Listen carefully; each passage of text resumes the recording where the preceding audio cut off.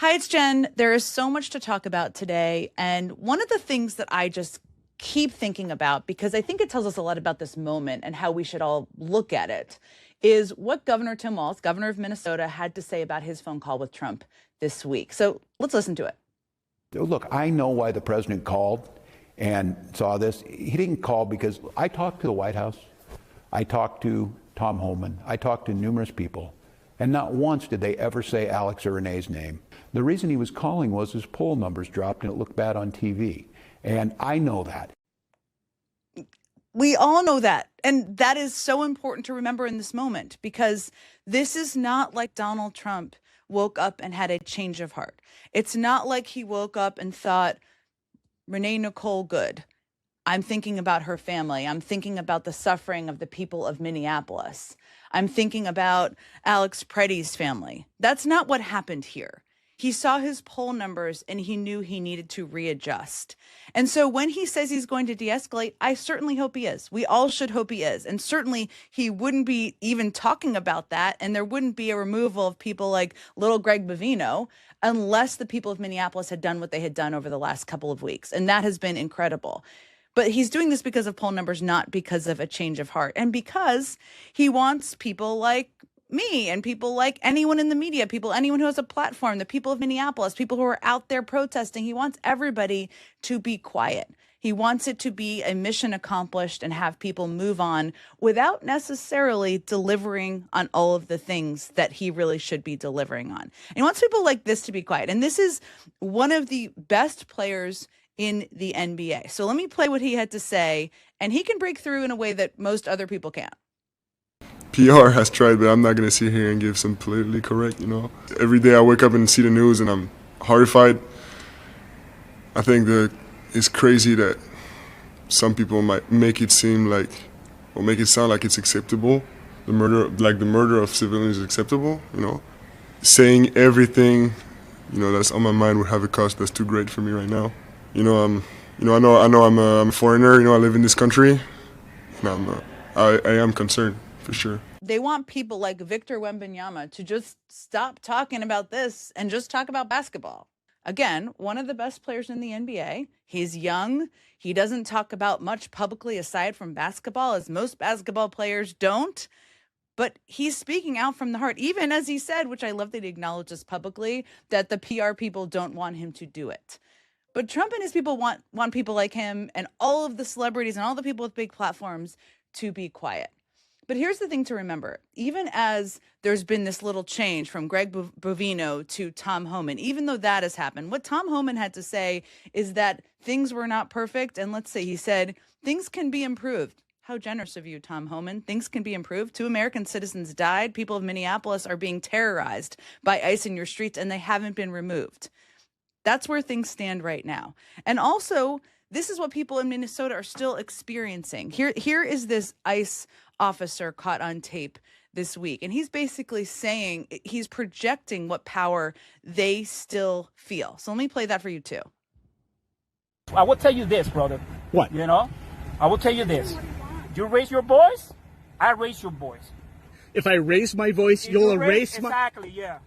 Yeah. Are you serious? You said if I raise my voice, you'll erase my voice? Yes. Mm-hmm. He feels bold enough. He doesn't even have a mask on, and he's saying, if you raise your voice, I will erase your voice. That is still happening in Minneapolis right now. People have not been removed. Tom Homan has not given a timeline for that. The mayor of Minneapolis said this just yesterday. He hasn't given a timeline, and he has not said that he would remove all of the ICE agents. So that's where things stand. Now, it's not just the need for everybody to be out there publicly and continue to talk about it and not look away and not allow them to say mission accomplished.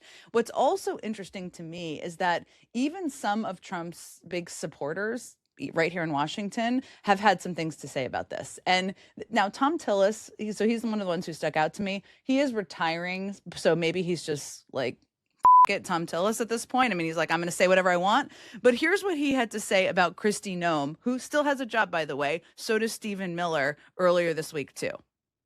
The president called you a loser, I believe. I am thrilled about that. That makes me qualified to be Homeland Security Secretary and Senior Advisor to the President. Member of the Republican Party, everyone.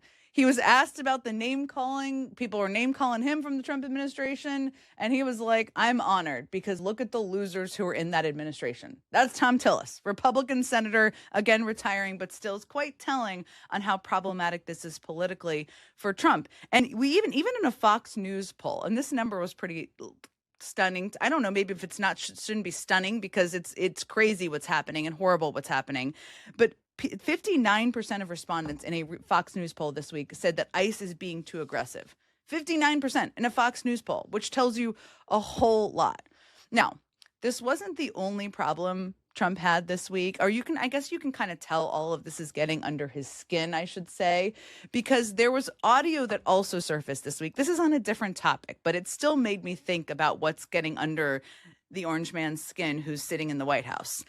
There was audio that came out this week of Ted Cruz talking to donors, and this happened last year, but he basically smack talks JD Vance and kind of makes fun of Trump. And we don't have the audio, but here's what the reporting says he said, okay? He said Tucker created JD, as in Tucker Carlson. JD is Tucker's protege, and they are one and the same. And he also said he had a conversation with Trump on tariffs that did not go well. I wonder why. And he also said that Trump was yelling and cursing and said, F you, Ted. Okay? So clearly that relationship is going well. And remember, he endorsed him back in 2016 after he ran against him, and he's pretty much been a loyal foot soldier. But this was Ted Cruz talking to donors. That's not somebody who is fearful of speaking to donors about kind of how off the hook Trump is, which is kind of interesting too. Now, that audio comes out, kind of embarrassing, but a lot of people would just let it go. Not Trump. Because here's what Trump said just this week when that audio came out about Ted Cruz.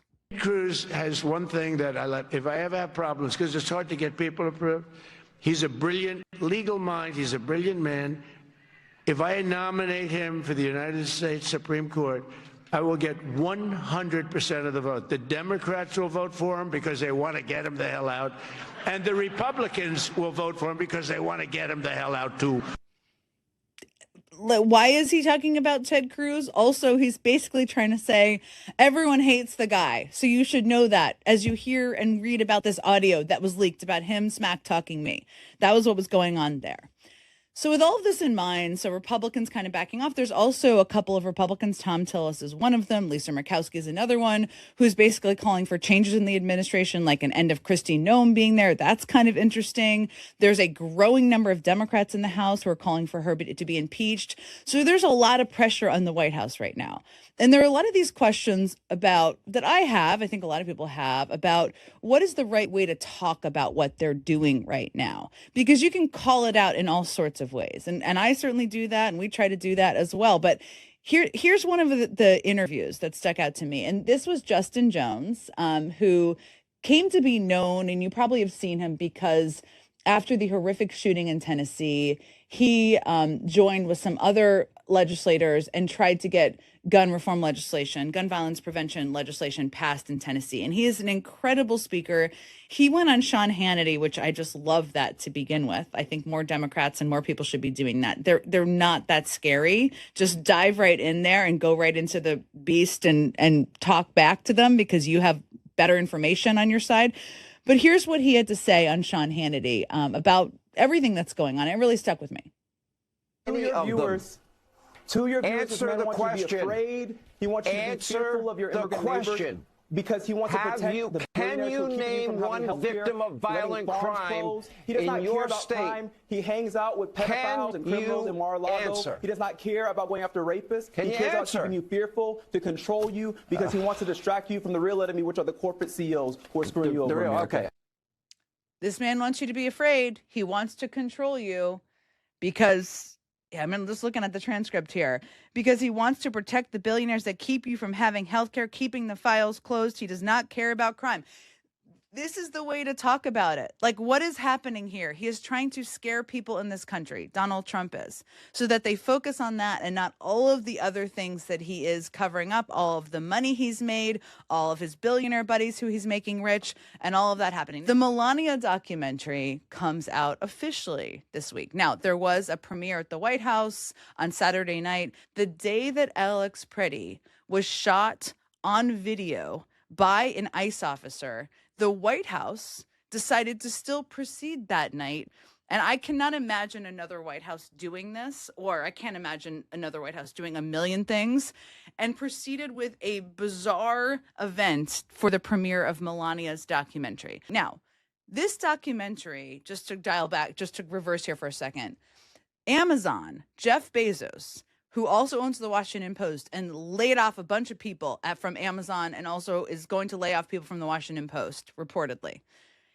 He paid $40 million for the rights to this documentary, as if Melania Trump has some sort of fascinating story that everybody needs to hear about.